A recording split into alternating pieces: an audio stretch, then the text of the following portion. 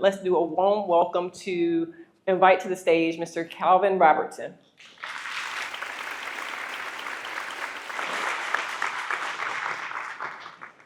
Good afternoon, everybody. How's everybody feeling?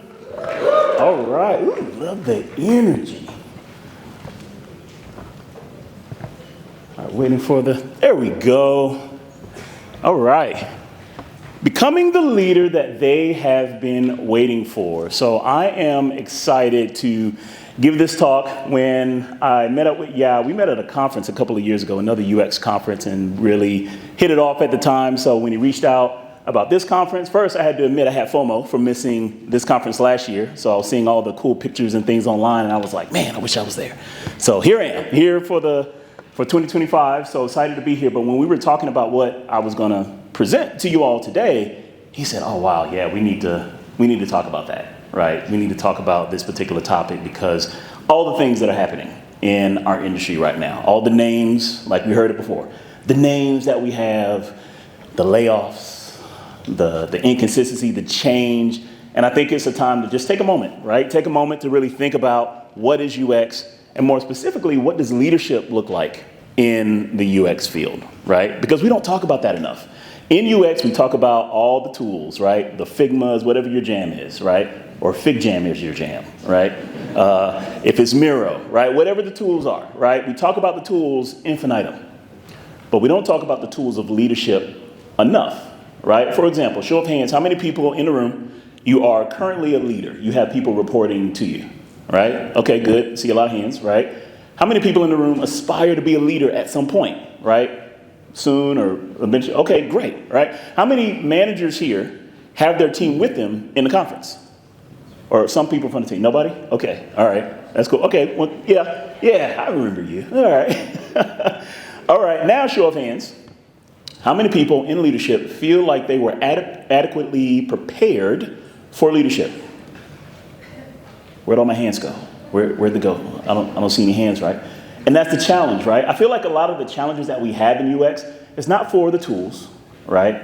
It's not about whether or not somebody's following our process or agile or waterfall or whatever the case may be. I feel like it's leadership because we don't talk about it enough, right? And I want to change that today, starting today. So if you feel like you don't talk about it, hopefully after this talk, you will have a little bit more insight to have that conversation with your support group, with your leaders, or whoever, to get you on a path to being a leader. But before we go into that, I want to share a little bit about myself. So as the person introducing me said, 25 years in the industry, mostly in enterprise UX. So that's applying a human-centered design to employee-facing solutions, right? So all the things that are behind the scenes made it really hard to show a portfolio of stuff that is within a corporate, headquarters, doesn't see the light of day by, regular people, right? But that's where I've, kind of made my career, right? I started with an undergrad degree in design, but I learned how to code when I was in college. And I immediately, from almost day one of my career, started using usability practices, human-centered practice in my work, and eventually moved on to gain various UX roles all throughout my career. But about halfway through my career, I pivoted. I went back to school, earned my MBA, but not to be a leader. I actually wanted to be an entrepreneur, right? I wanted to gain some business acumen so that I would know how to recover from some of the other entrepreneurial mistakes that I made earlier in my career. But what I found was that gave me the business acumen to move into leadership. And then I went to places like the Federal Reserve Bank of Kansas City, Lowe's, Best Buy. Now I'm at Corning. All those places I was brought in to build a UX team from the ground up, right? And all those skills were very transferable for that. Like I mentioned, I'm also an entrepreneur. So the comedian mentioned Obsidian. I was like, whoo, shout out. I don't have to pay. But Obsidian is a company I created, right? I do freelance work whenever I can. I've also started a gaming company by the name of Jubilee, working with kids to build a video game, showing them how to build video games and pursuing that as a career if they want to do that. I've also worked with other entrepreneurs and startup companies, helping them do what they do, right? So really big into that. I'm also big into education. So I'm an adjunct professor at Champlain College Online, where I teach game design. I'm a graduate of North Carolina A&T, Aggie Pride, for all the Aggies out there. Any Aggies? Woo, all right, I heard some claps, all right. I sit on the board of my old design program. So I work with them and work with students to get them prepared to go into the industry. I've spoken at different colleges. I've spoken at different UX conferences. I just love this stuff. I love tech. I love design. I love business. And UX is the place where I can combine all of those things together and scratch that itch. And it has allowed me to do some great things and travel the world and all of those things, right? But today, what I want to do is I want to talk about two stories in particular that were rather foundational and instrumental in the development of my leadership, right? And the first one is a moment where I was at a company and we were at a town hall meeting, and after the town hall, I had a conversation with one of the vice presidents at the organization. And if I'm honest, I was on my soapbox. I was like, man, I feel like I'm just getting jerked around and I'm bouncing from team to team to team, and nobody takes me seriously, and nobody sees how awesome I am. And she just let me go on and vent and get it all out of my system. And then she said, you do realize why you're experiencing that, right? It's so that you would understand what it feels like once you become a leader. For what other reason would you get so much exposure to so many different styles of leadership if it wasn't, for naught, right? And when she said that, oh, okay, this isn't something that's happening to me. This is something that's happening for me. I'm supposed to learn something from this. And from that moment forward, when I engage with any new leader, right, whether I move to a team or even if I move to a new job, I started my first interaction with the leader saying, there is something I'm supposed to learn from you. I don't know what it is, but while I'm with you, because my track record says that we won't be together long, I'm going to learn something from you, and whatever I learn is going to make me better, right? That was the first story. The second story, and I'll be honest, I wasn't sure if I was going to talk about this, but the second story came when my role was eliminated at one of the previous places where I worked, right? It was one of those things where I knew what was happening when it happened. You get that email, there's only one word in the subject line. You look, who sent this? My boss and somebody from HR. I didn't even have to tell bad jokes for HR to come in, right? But I get this email and I go, okay, I know what this is, right? Woosah, woosah. I go into my office, open up my Teams meeting. Boss gets on. I can still remember her voice is trembling as I'm getting this news. My role has been eliminated, right? And initially, my thought was, how did I get here? I thought I was doing well. I just recently got promoted. My team got bigger, right? You don't give more responsibilities to people who you're letting go, right? And my former boss just encouraged me to go for yet another promotion. How did I get here? The team is doing well. We're working on high priority stuff. I don't get it. I do get it. I do understand a little bit more about how business works. So I get it. I understand the levers that companies have to pull to right size the ship, so to speak. But after processing that a little bit, I said, oh, okay, this is really an opportunity for me. After I had that call, I went downstairs in my living room and met my wife, and I said, babe, I just got laid off from my job. And she goes, I don't understand how to take that. Why are you smiling? And I said, well, the reason why I was smiling, and we talked and I had to unpack it, but months prior, I was filling out an application for a grant competition. And all the business questions were like, no problem, right? How do you market it? How do you build the structure? And how do you do this? And what's your strategy? And how are you going to scale? Answer those questions. The questions that stuck with me long after I filled out that application were all the questions around, why aren't you doing this full time? And my answer was, because I'm currently at this job.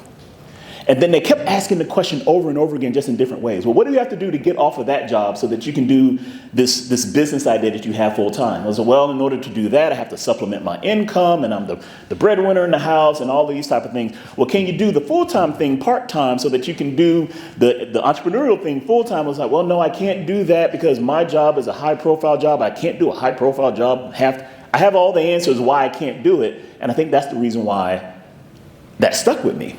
I was just making excuses. I wasn't committing to anything. So then I took it upon myself to just kind of process, okay, well, what do I do now? I didn't immediately jump back into another job, but I took that time to really reflect and to say what could be. And as I looked at that time and I reflected over my career, sometimes when you want to go forward, you have to kind of look back and reflect and see what are the patterns that are there. And there was one pattern that I noticed. Over 24 years of my career, I ended up serving 24 different leaders. On average, it's like being a football player and getting a new head coach. It's like you're getting traded to every team in the NFL every single year, right? And I'm going, is that weird, right? Like, does anybody else in the room kind of have that testimony? Like you're okay. So I see a couple people. That felt very weird to me.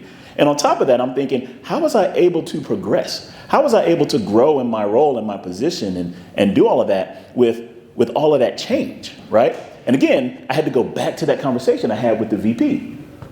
This isn't something that's happening to me, it's something that's happening for me. For what other reason am I going to be exposed to all these different leaders if I wasn't supposed to learn something from that engagement, right? And so what I learned from that was these three things. When I looked at all the leaders that I really gravitated towards, some of those leaders I emulated my leadership style after, there were three things that stood out. They were really big on insight, influence, and integrity, right?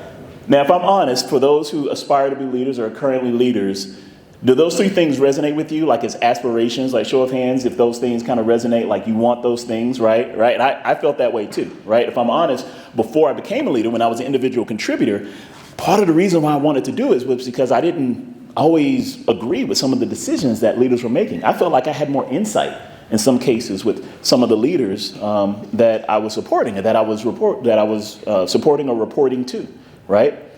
But I didn't really understand what insight, influence, and integrity really was. I just thought that was something that I was supposed to aspire to be, right? But what I noticed was these leaders didn't focus on these three things, right? Actually, these are byproducts of other skills that they developed, and as a result, they created an environment where insight, influence, and integrity were there. And I'll break that down what that means. I'll start first with insight. So insight is that penetrating vision or discernment. It's the capacity to see the inner realities beneath the surface and to be able to understand or apprehend what truly matters. And I'll give you a story about that. Before I went into leadership, I was in the top of my game, right? I was a senior designer at the Federal Reserve Bank. I actually worked with human resources to build a job family for the organization. When I started there, my job title was weird. It was like UX, UI, web, software developer. Just keep adding things that kind of sound techy, and then that was my title, right? We need a job family for UX. And so we worked with them and we created a role for UX strategists and researchers and designers and UI developers and so on and so forth. And we also created a promotion for me, UX architect. I'm at that point in my career. I don't want to go into leadership. I just want to keep getting promoted for doing design at a high level. At the bank, we called it UX architect. We've created that role. I can see it. I just need the ink to dry. Once the ink is dry, that's where I'm going next. Then something happened I didn't expect. My boss at the time, who had the vision to create a UX team, left the company. And when he left the company, I was nervous because at that point, I was the first hire of the UX team. By that time, we had a team of about 4 or 5 people, and I was concerned that if we did not bring the right manager into the team, we were going to lose all of that momentum. And so one night, we were at work late. It was just me and my boss, John. And we're in our team room. I said, John, let me ask you a question. I have this UX architect role. It's right around the corner, man. It's right there. But I'm concerned. I feel some kind of way about you leaving. And if we don't get the right manager in here, I feel like I'm concerned that we're going to lose momentum with the team. So should I stay on this path of being a UX architect, or should I go into management? And he said this to me: Calvin, I have no doubt that if you continue to be a UX architect, you will be successful. No doubt about it. But if you want to make significant change, you have to go into management. And I went, I knew you were going to say that. I don't even know why I asked. Like, that's all right. Okay, fine. Right. And in that moment, he knew what I was getting after. Right. And in that moment, this is why I said managers like him didn't really pride themselves on insight. What they did in that moment was first acknowledge me, who I was, what I did. He knew my track record. We also worked together for a projected period of time. We built a certain level of trust. And in that moment, he took it upon himself to impart some insight into me, right? That doesn't happen overnight. That happens with time. That happens when you have a manager that knows his stuff or knows her stuff, but then can also acknowledge what you do well. And you have that level of trust to have that conversation. If anybody else asked me that, right, I may not have listened to them. But this person, we had a vested interest working together. And that's where that insight came from. It was birthed out of that time that we spent together, right? That's where insight kind of shows up for me, right? So I'll go into the next one, influence. Influence is the power to create an effect in others' thoughts, behaviors, or beliefs through presence and conviction, not by force, not by coercion. And another story around that line piggybacks off of the first, right? So after I talk to John, now that seed is planted for me to go into leadership. Then I go talk to John's boss, Andy. I go in his office. Andy, I got to talk to you about something, man. When you open up John's position, I think I may want to apply for it. And he looks at me and goes, really? Are you sure? I thought you wanted to be a UX architect. We created the role for you and everything. And I gave him the same story. Yeah, I know, man, but John's leaving and I feel some kind of way about it. And if we don't get the right leader in here, this thing is going to fall apart, right? And he goes, all right. Well, Calvin, I've seen you. You've done great work. I've seen you with your team. I see you with other stakeholders. I don't know if you can manage. But that's okay because you've never had to manage up until this point.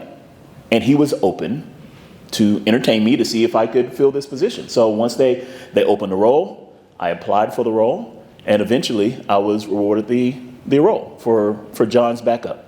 Now, as a result, once I got that role, Andy took it upon himself to impart into me what's the difference between leadership and management. Here's how people are going to respond to you now that you have this title. He started to lay the groundwork for what it took for me to be a successful, not just a successful manager, it was manager first. I just happened to run a UX team. I was encouraged to run the UX team as a business, a full-fledged business to promote the bank as a whole, right? So again, influence became a byproduct of what? These two things. Andy, just like John, acknowledge what I've done, acknowledge my potential, but here's what Andy could do that maybe John couldn't. Andy was in a position of power. He had a role, he had a level of authority, and he could use that combined with his knowledge and understanding of who I was to create an opportunity for me, right? And here's what that looked like. I mentioned this in the workshop earlier today. John's team was about 16 people on the team. Knowing that that's a big team for a first-time manager, I said, you know what, I'm going to apply for it anyway. And his team consisted of a UX team and a web team. I personally just wanted the UX team. But in order to get the UX team, I had to go, well, I'll take the web team too, as long as I can get the UX team. That's cool. I applied for the job, but in their wisdom and understanding, that's a lot of people for a first-time manager.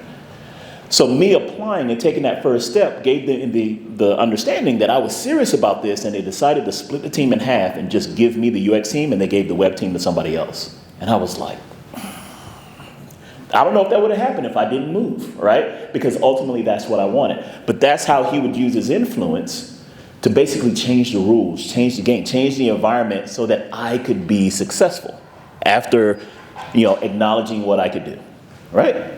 So that's influence. The next one, the last one, is integrity. So integrity, what is this? So this is living in alignment with your values, even when nobody's watching, and also inspiring others to do the same. Now, this last story is something that I use this all the time. Like, I got this advice 20 years ago, and this is on repeat. I give this to other people that I lead. I was at Hallmark Cards, and I had a manager on my team. Her name was Mary. Mary's whole role, her title was personal development manager. Her whole job was to just basically make sure that I'm developing while I'm there at Hallmark, right? And I was trying to get into the creative department. So creative at Hallmark is like, that's top of the top. It's hard to get into creative. I'm in IT at the time. I'm applying for different roles. I'm not getting the roles. I'm hearing that I'm overqualified for some roles, underqualified for other roles. Certain roles, they didn't fill at all. They just let it stay open, right? And I'm like, you could have trained me by now, like, to fit in that role, right? But I didn't get in, and I was frustrated. I didn't understand why I wasn't getting in. And Mary is helping me, trying to coach me into the situation to help me get there, and I just couldn't get there, and we just weren't making any progress. And then she said something that just kind of blew my mind as a person who's like, maybe 3, 4, 5 years into my career. She goes, well, Calvin, maybe it's time for you to leave Hallmark. And I went, you're my manager. You're not supposed to say that. Like, what is that? And she goes, well, if Hallmark can't see the value in you, then they don't deserve to keep you. And I was like, wow. When she said that, it was like a load just kind of fell off my shoulders, right? I wasn't expecting my manager to say something like that, but I'm glad that she did, because now, going forward, I find myself in that situation where I'm the manager. And I'm talking to a designer or a developer or somebody who's having a hard time thinking about what they should do or where they should go. And I'll share that story, right? And I'll say, is this that moment for you, right? And what is that? That's a byproduct of, over time, I've built a certain level of trust with a person, the same way Mary built a level of trust with me. That just happened over time. It's not overnight. This is over, maybe 3 or 4 or 5 years, like I mentioned. But Mary's also in a position of power, of authority. She's overseeing me and my career. And in that moment, in just that moment, she used that as a moment for me to understand where my values were, right? She understood where the company is. She understood where the company's coming from, but she can also see the potential in me and where I'm trying to go. And if those two things don't line up, Calvin, maybe it's time, right? That's huge. And a lot of times, especially in UX, I don't know if we're getting that.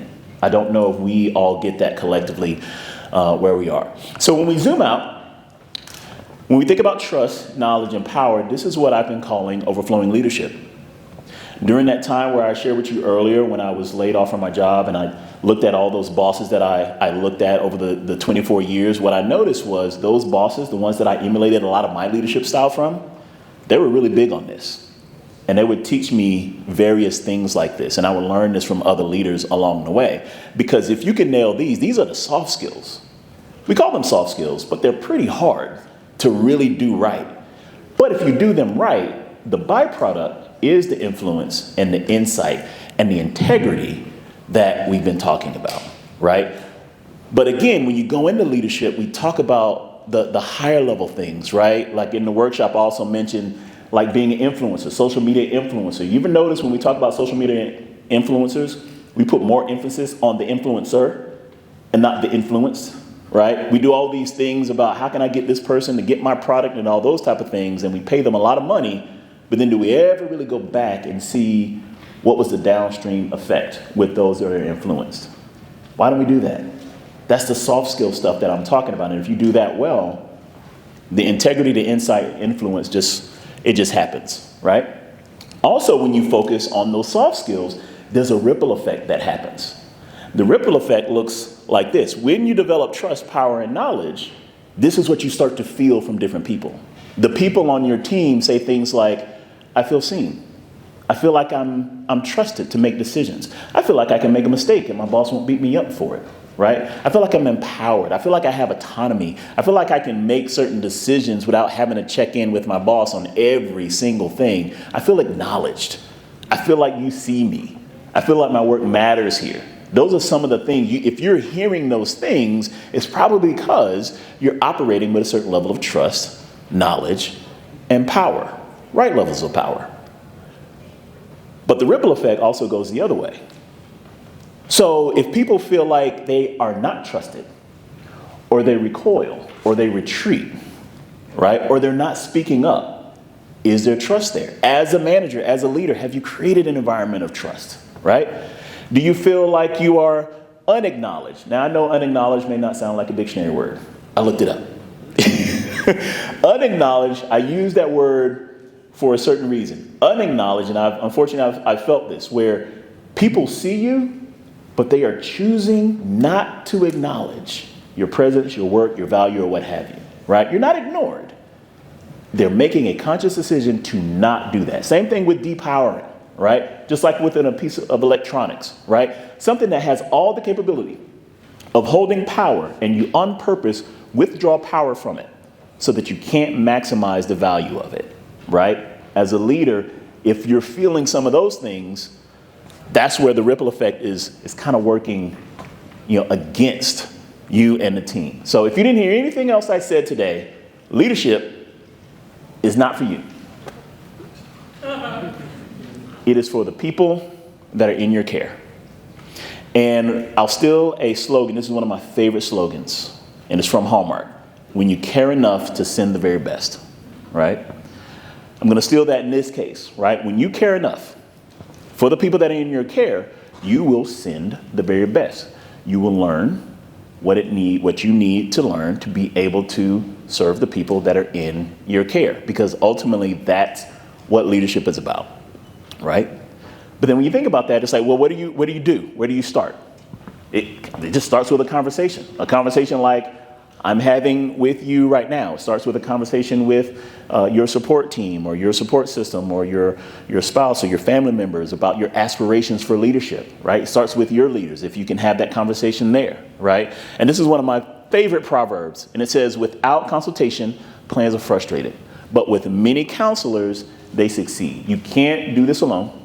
You can't podcast this all the way. Podcast helps, books help, but you got to put into action. You got to make a decision. You got to build a strategy, and you got to have a level of accountability to be able to do this. And I will be one of the first people to tell you, as a person who rejected leadership at first, it was surprising to me that I became more creative, especially from a UX perspective.